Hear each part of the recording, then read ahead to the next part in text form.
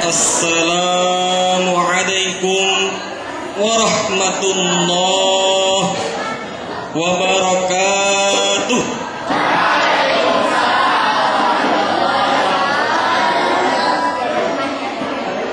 Alhamdulillahilladzi ja'ala al-Islam dinan qayyiman hudan liman ittaqa wa yahiru ribatan matinan bainal qulubil mu'minin.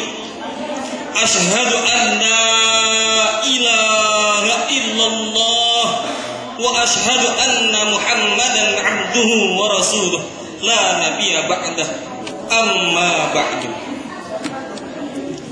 Dewan Hakim yang mulia, hadirin yang berbahagia, the biggest problem that has confronted man from immemorial is the moral problem. Masalah terbesar yang dihadapi manusia sejak zaman dahulu kala sampai saat ini adalah masalah dekadensi moral. Demikian Abu Al-Aqda Al-Maududi dalam bukunya Ethical View of Islam. Hadirin, kini di tengah-tengah kehidupan kita dalam berbangsa dan bernegara, masalah dekadensi moral mewabah dan menggejala, marak dan merebak dalam berbagai bidang kehidupan. Kita perhatikan dalam bidang sosial, perjudian, perzinahan, mabuk-mabukan, pencurian, bahkan pembunuhan, ketidakadilan, jual beli hukum, mafia pengadilan ada di mana-mana. Dan dalam bidang politik pemerintahan, desakralisasi kekuasaan, degradasi, dekredibilitas, budaya hipokrit, budaya korupsi, kolusi, dan nepotisme. Bahkan akhir-akhir ini kita masih mendengar betapa moralitas pemimpin kita masih sering memalukan, memilukan, mengkhawatirkan, dan bahkan menyakitkan kita sebagai bangsa yang beragama dan berbangsa. Na'udzubillahi min dzalik. Pertanyaannya hadirin, apakah mungkin akan terbentuk baldatun thayyibatun jika pemimpin kita tidak memiliki akhlakul karimah?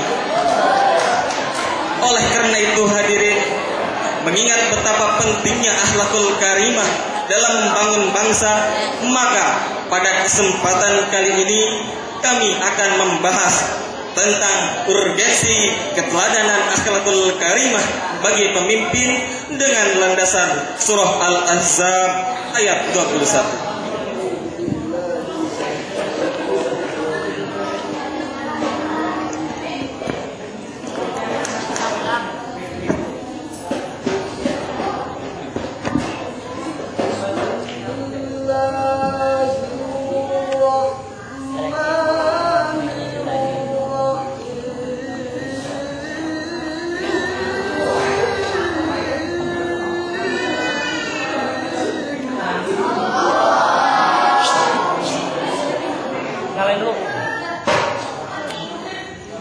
لقد كان لكم في رسول الله أسوة حسنة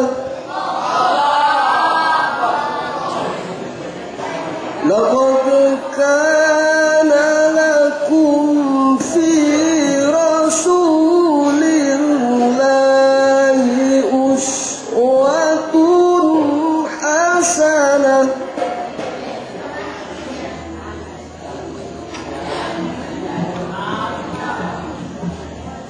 لمن كان يرجو الله واليوم الآخر وذكر الله كثيرا.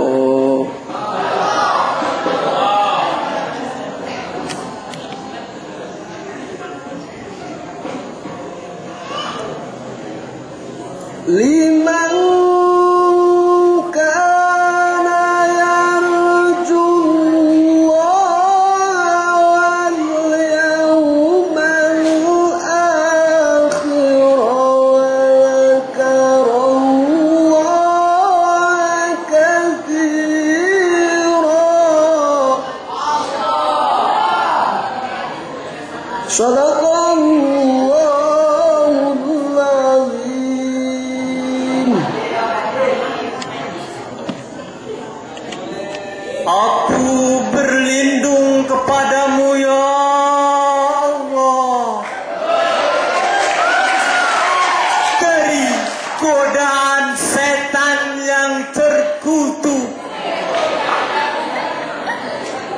dengan menyebut asma-Mu ya Allah, yang Maha Pengasih lagi Maha Penyayang. Sesungguhnya telah ada pada diri Rasulullah itu suri tauladan yang baik bagimu, yaitu bagi orang yang mengharapkan rahmat Allah dan kedatangan hari kiamat, dan dia banyak menyebut asma Allah. Hadirin yang berbahagia, ayat tadi diawali dengan menggunakan kalimat laqad kana lakum. Secara semantik, Allah lamul ibtida wa qad ditahqiq di annahu fi'lul madhi yadullu 'ala ta'qib. Maksudnya apa?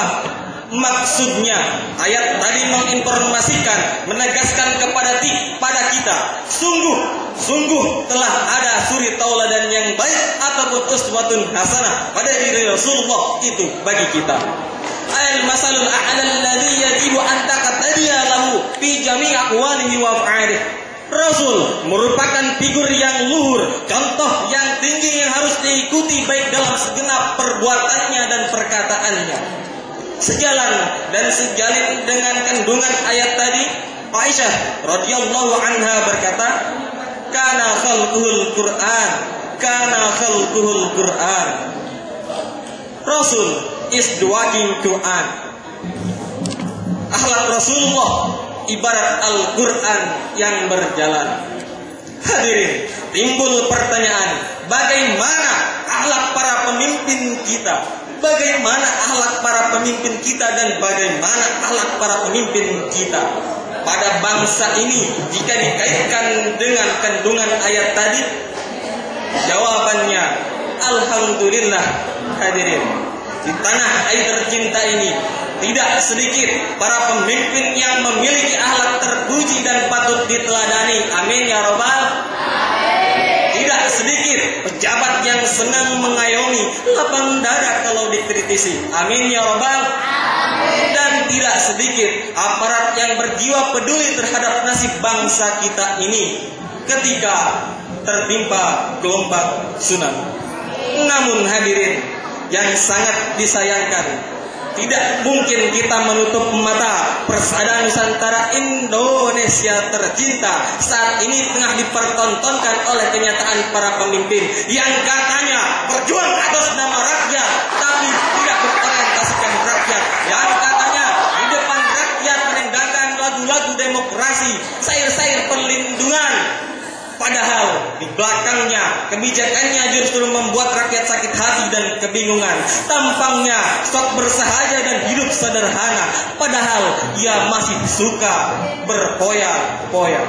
Bahkan akhir ini, bahkan sampai detik ini, kita masih mendengar, kita masih dapat melihat orang pandai berbicara, mendendangkan lagu-lagu Indonesia, mendukung 100 hari pemerintahan yang bersih dan berwibawa. Padahal ia masih mencari kesempatan dan pandai bersandiwara. Gayanya bak proklamator, tapi dia bidangnya koruptor, dan gayanya seperti orator, padahal dia adalah provokator. Na'udzubillah min dzalik.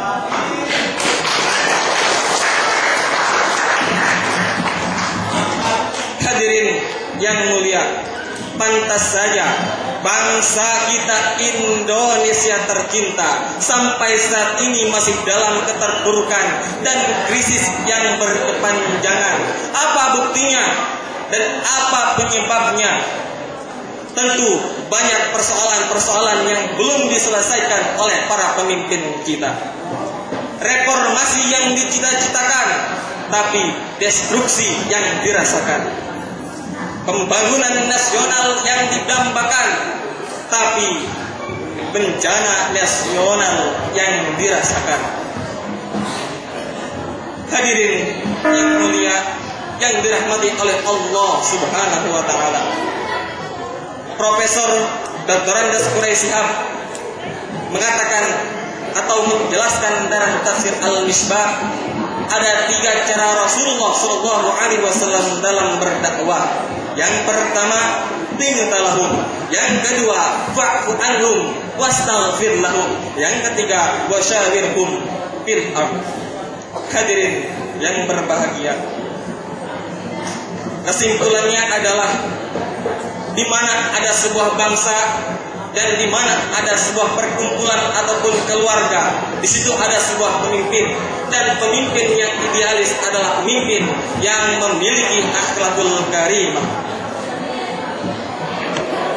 Hadirin yang dirahmati oleh Allah Subhanahu wa taala, mungkin cukup sekian dari kami. Bukannya saya tak sayang dan bukannya saya tak cinta, namun waktulah yang memaksakan kita berpisah jua. Billahi taufiq wal hidayah. Wassalamualaikum warahmatullahi wabarakatuh.